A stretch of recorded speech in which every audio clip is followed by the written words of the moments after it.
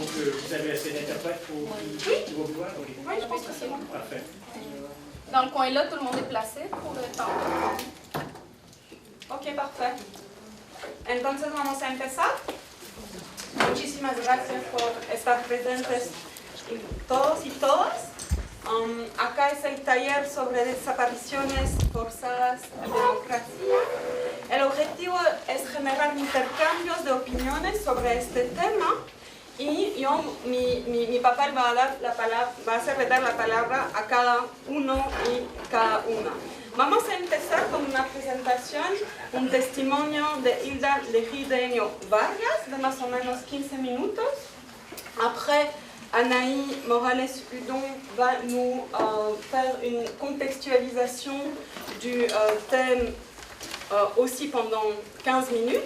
Hilda Legideño Vargas es la madre de Jorge Antonio Tizapa Legideño, estudiante normalista desaparecido. Y Anaï Morales-Hudon es postdoctorante en la cátedra Nicole Turmel sur les espaces publics et les innovations politiques acá en la UCAM. Así que voy a dar la palabra 15 minutos a cada una y después yo daré la palabra a cada uno. Vamos a intentar hacer una alternancia de palabra hombre-mujer y que sea preguntas o comentarios sobre el tema. Al inicio yo preguntaré que sea en algunos minutos, 2 o 3 máximo, así damos la oportunidad a cada uno de poder hablar. Vamos a empezar ahora. Doy la palabra a Hilda. Buenas tardes. Primero, permítanme darle las gracias por estar aquí para escuchar el problema que tenemos en México. El día 26 de septiembre del 2014, los estudiantes fueron desaparecidos. Fueron atacados por la Policía Municipal de Iguala. Ya posteriormente, pues, nos dimos cuenta que desaparecieron. Nosotros a partir del día 26 nos trasladamos a Iguala, fuimos a buscarlos y había unos muchachos que los tenían en la cárcel.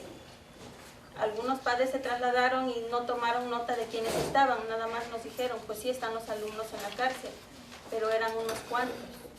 A partir de ahí, pues unos muchachos ya no regresaron a la escuela. Desde esas fechas nosotros hemos andado buscándolos en diferentes lugares, hemos recorrido Iguala, poblados cercanos, hospitales, cárceles, y pues es la fecha en que no los hemos logrado encontrar. El gobierno mexicano dice que fue la delincuencia organizada, pero pues fueron los policías, los militares estando a 10 minutos de distancia, dicen que no se dieron cuenta de lo que ocurría. Los hechos ocurrieron entre el 9 a 12 de la noche y no escucharon ni vieron nada según ellos. Ahí hubo participación tanto de policía como de los militares y hasta de protección civil. ¿Perdón, para traducir? No, Estás traduciendo ahora con la gente. ¿Está bien? Entonces, il faut aller par là.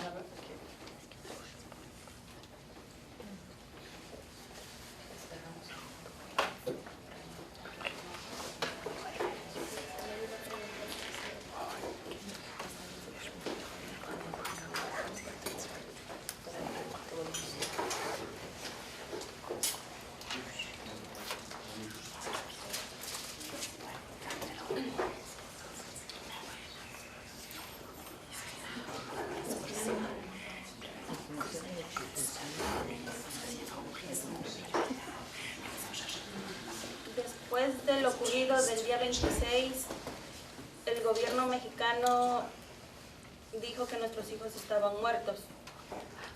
Encontraron unas fosas y dijeron que los muchachos ahí estaban dentro de las fosas. Ellos hicieron un comunicado y dieron las noticias pues que ya habían encontrado a los normalistas que estaban dentro de las fosas. Pero pues al ver las imágenes, algunos muchachos en internet se dieron cuenta que no eran los estudiantes, sino que eran otras personas, porque nuestros hijos en pocos días anteriores habían sido rapados. Cuando entran a esa escuela, pues los rapan. Así que pues lo que hicimos, como teníamos desconfianza, solicitamos a las peritos argentinas. Ellas hicieron los exámenes de ADN y pues ahí se supo que no eran nuestros hijos. Así que pues el gobierno desde un principio nos mintió, desde un principio quiso hacernos creer que nuestros hijos estaban muertos. Y ahora resulta que, ahora dice que fueron quemados. Científicos reconocidos de la Ciudad de México se han acercado a nosotros y nos han dicho que no puede ser posible que eso haya ocurrido. Una, porque estuvo lloviendo demasiado en esos días, el día 26 y el día 27. Otra, porque se necesitaría mucho material, mucha leña, mucho diésel. Y ellos dicen que no es posible que haya ocurrido eso. Desgraciadamente el gobierno pues quiere cerrar el caso. De hecho ya lo hizo el día 27, comunicó que el caso estaba cerrado. Porque para ellos los muchachos están muertos. Pero como padres pues no lo vamos a permitir ni lo vamos a aceptar. Nosotros andamos en búsqueda de nuestros hijos y pues vamos a continuar buscándolos vivos. El gobierno se ha valido de las cárceles clandestinas. Ahí mete a los luchadores sociales, a los estudiantes. Así que pues nosotros tenemos la esperanza de encontrar a nuestros hijos. Nosotros los estamos buscando vivos y así vamos a continuar y no vamos a aceptar las versiones del gobierno. Nosotros desde el día 26 hemos andado de un lugar a otro. Ahora tuvimos que salir al extranjero para difundir toda la información, porque el gobierno, lo que dice el gobierno no es lo que realmente está sucediendo. El gobierno, cuando hacemos marchas, mítines, nos ha agredido, ha golpeado a padres, ha golpeado a estudiantes. Ya no quiere que hagamos manifestaciones. Él ya dijo que va a reprimir todas las manifestaciones que hagan. O sea que ya nos avisó que si seguimos, pues él nos va a seguir atacando. Ya lo hizo. Pero pues nosotros no tenemos miedo, andamos en búsqueda de nuestros hijos. Y por amor a nuestros hijos, pues vamos a hacer lo que sea. Y pues no nos importa ya ahorita lo que el gobierno nos diga. Ya no confiamos en él. Y pues ahora tenemos que salir al extranjero para difundir, para que se sepa lo que realmente ocurre en México. Lo que hemos solicitado a Canadá es que mande una delegación a México para que investigue al gobierno mexicano, porque no sé, desconozco por qué motivos tiene Canadá en su lista a México seguro. México no es seguro. Quien vaya a México se dará cuenta de la realidad. Hay más de 26,000 desaparecidos, miles de muertos. Así que pues yo no veo el por qué México se encuentra en una lista de esas. Lo que estamos solicitando es que se quite a México de esa lista, tanto para seguridad de los extranjeros que vayan, porque si van pueden correr el mismo peligro que muchos mexicanos que vivimos allá. En estos momentos se encuentra una comisión interamericana de expertos independientes. Solicitamos el apoyo, ahora sí que del extranjero, porque del gobierno mexicano no lo hay. Ahorita ellos se encuentran revisando los expedientes, ya emitieron las primeras recomendaciones y una de las principales es que debe de continuar la búsqueda de nuestros hijos.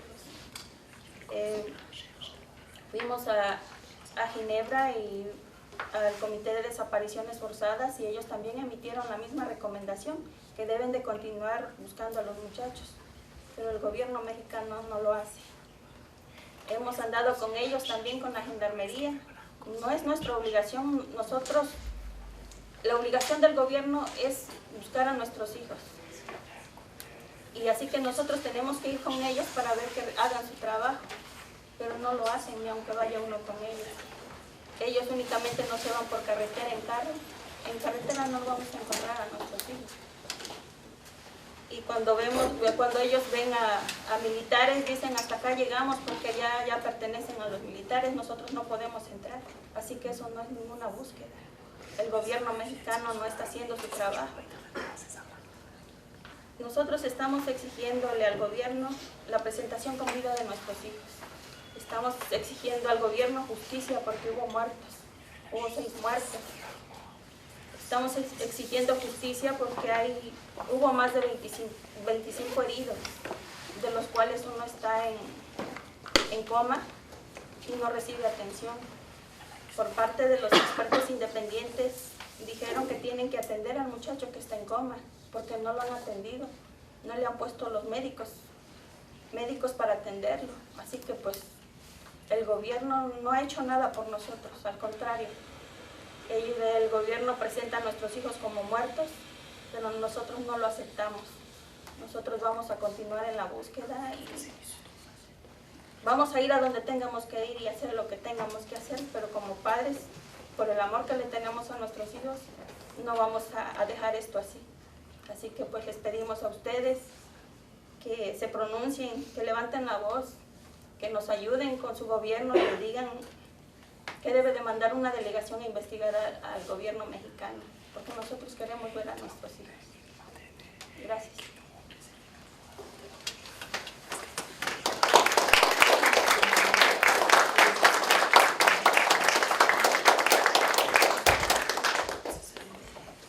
Muchísimas gracias por el testimonio de Valencia de hacerlo. Ahora voy a pasar la petición justamente de los ciudadanos canadienses y los con residencia permanente. Pueden firmar acá. Es una petición para pedir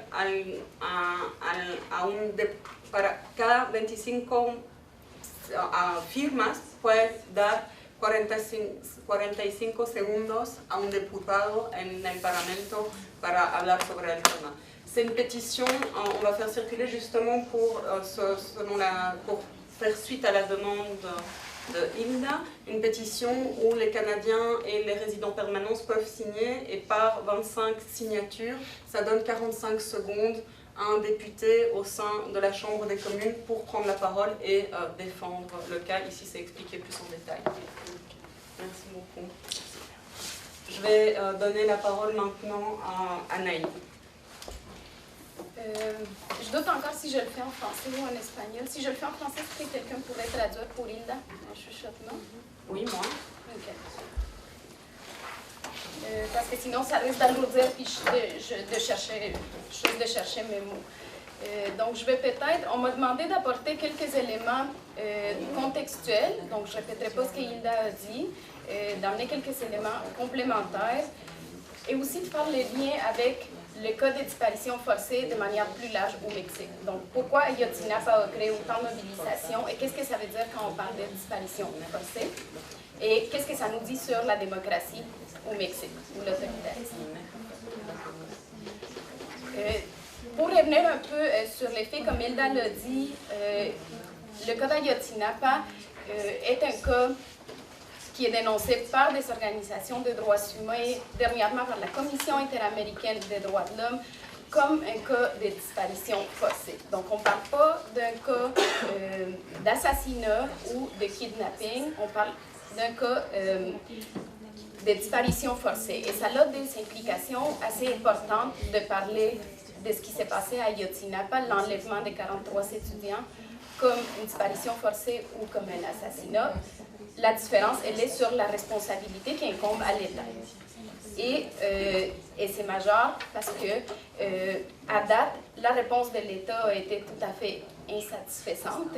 L'État a tenté de nier, d'enterrer ce qui s'est passé et surtout de ne pas reconnaître sa responsabilité pour mener une enquête qui satisfait, en fait, qui donne des résultats concluants. Donc, ce qui s'est passé à Ayotzinapa, ça fait maintenant 7 mois que les étudiants sont disparus. Et depuis ce temps-là, les organisations et les pères et mères de famille se mobilisent pour savoir où sont les étudiants. J'aimerais vous donner la définition de disparition forcée pour qu'on comprenne vraiment comment le cas d'Ayotzinapa représente un cas de disparition forcée au Mexique. Si on prend la définition de la Convention internationale pour la protection de toutes les personnes contre les disparitions forcées de l'ONU, on entend par disparition forcée La définition de la Convention internacional por la protección de todas las personas contra las desapariciones forzadas de la ONU. L'arrestation, la détention, l'enlèvement ou toute autre forme de privation de liberté par des agents de l'État, par des personnes ou des groupes de personnes qui agissent avec l'autorisation, l'appui ou l'acquiescement de l'État, suivi du déni de la reconnaissance de la privation de liberté ou de la dissimulation du sort réservé à la personne disparue ou du lieu où elle se trouve. Comme le soulignent les faits, les autorités des 3 piliers du gouvernement mexicain sont impliquées dans le cas d'Ayotzinapa. Ce qui amène différents groupes à dire qu'on parle, dans le cas d'Ayotzinapa, d'un cas de disparition forcée. Au niveau local, le maire de la ville a été arrêté le 3 novembre dernier, accusé d'être l'auteur intellectuel du massacre. Au niveau sous-national, le gouverneur de l'État a dû démissionner suite aux allégations de complicité dans les activités délictueuses du maire. Et finalement, des témoins affirment que l'armée mexicaine était présente sur les lieux et aussi les familles. Donc, les témoins et les familles et organisations ont suffisamment de preuves pour dire que le gouvernement était impliqué. L'armée était impliquée, donc au niveau national aussi. Malgré les faits et les pressions exercées, le gouvernement continue de se déresponsabiliser et a tenté à multiples reprises de fermer le cas. Il a, entre autres, mené une enquête qui est dénoncée comme... en fait, elle a été fortement critiquée par différentes organisations parce que l'enquête, comme Hilda l'a dit, est remplie d'incohérences, de manque de preuves. Elle est surtout basée sur certains témoignages qui ont été obtenus sous torture. Donc, plusieurs organisations, dont la Commission interaméricaine, s'entendent pour dire, et Human Rights Watch, qui a documenté bien le cas, s'entendent pour dire que l'enquête, on ne peut pas se fier aux résultats de l'enquête. Pourtant, c'est cette enquête-là que le gouvernement utilise pour dire que les étudiants ont été brûlés, qu'ils sont morts, et donc que l'affaire est close. Ça va à l'encontre des observations des experts qui ont examiné les preuves et aussi des organisations qui se mobilisent sur le terrain.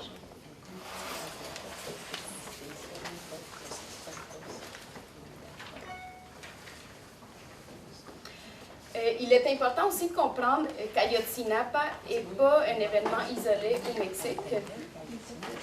Il s'ajoute à une liste de violations de droits humains assez importante. Et j'aimerais vous donner quelques chiffres, peut-être, pour illustrer de quoi on parle quand on parle de violations aux droits humains au Mexique. On va parler de disparition forcée, assassinat extrajudiciaire, déplacement forcé et féminicide. Depuis le début de la guerre au narcotrafic, en 2006, on compte plus que 90 000 morts, plus de 25 000 disparus et plus de 250 000 déplacés, donc déplacés à l'intérieur du pays. Tout ça lié à la guerre à la drogue. De 2006 à 2012, selon Human Rights Watch, il y aurait eu au moins 149 cas de disparition forcée pour lesquels il y a des preuves substantielles impliquant l'État. Les organisations dénoncent aussi des cas d'exécution extrajudiciaire. Rappelons que 3 mois avant le massacre de Ayotzinapa, des affrontements à Tlatlaya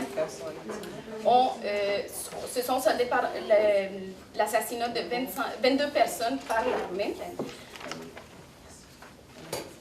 S'ajoute aussi la répression de la mobilisation sociale, comme Hilda en parlait tout à l'heure. On peut penser aussi, donc c'est pas un fait isolé si on pense aussi à d'autres formes de répression dans l'histoire récente du Mexique. Par exemple, en Salvador Atenco en 2006, où il y a eu une répression d'une mobilisation sociale s'étant soldée par 146 détentions arbitraires et des abus sexuels commis par la police contre 26 femmes.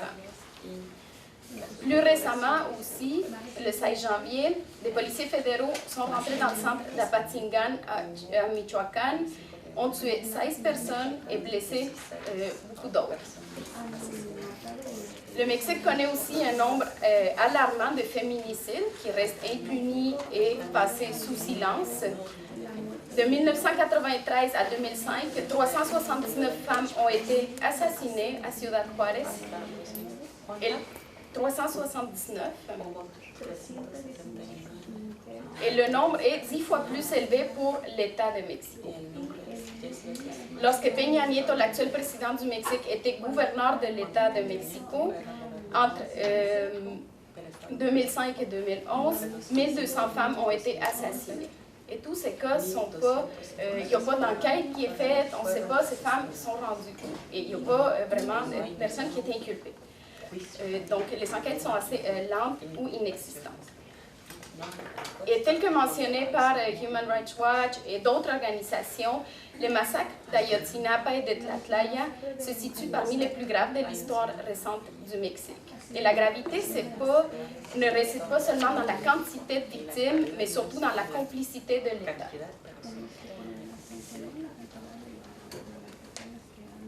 Le gouvernement mexicain a tenté à maintes reprises de lier les victimes de disparitions et d'assassinats à la guerre des cartels, mais comme le rappellent les organisations et les pères et mères qui se mobilisent actuellement pour avoir justice dans le cas d'Ayotzinapa, la disparition forcée, elle est pratiquée depuis longtemps au Mexique. Donc, ce n'est pas juste récent avec le cas d'Ayotzinapa.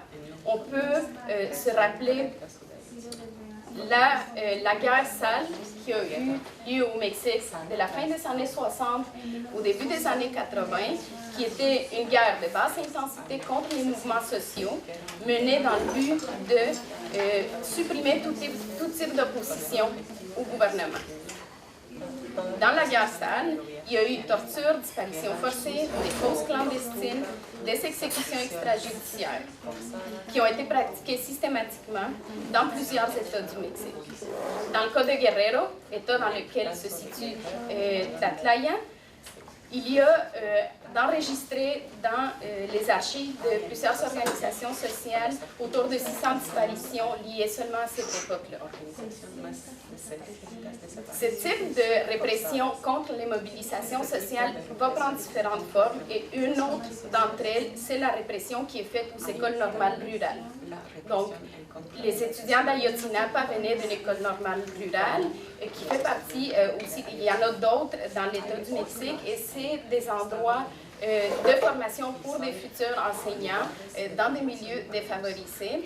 Et historiquement, ce sont des lieux de résistance et de mobilisation sociale. Et c'est des lieux aussi qui sont ciblés par la répression de l'État. Rappelez-vous, on l'a mentionné tout à l'heure, en 2011, les étudiants d'Ayotzinapa ont été violemment réprimés dans une des actions qu'ils ont faites. Ils ont bloqué une autoroute pour exiger justice au gouvernement. Et il y avait d'autres demandes par rapport à leur école. Et 2 étudiants ont été tués lors de cette intervention policière. Ces crimes sont un exemple, parmi d'autres, de la répression systématique de la contestation et de la mobilisation sociale qui occurre au Mexique et qui n'est pas récente.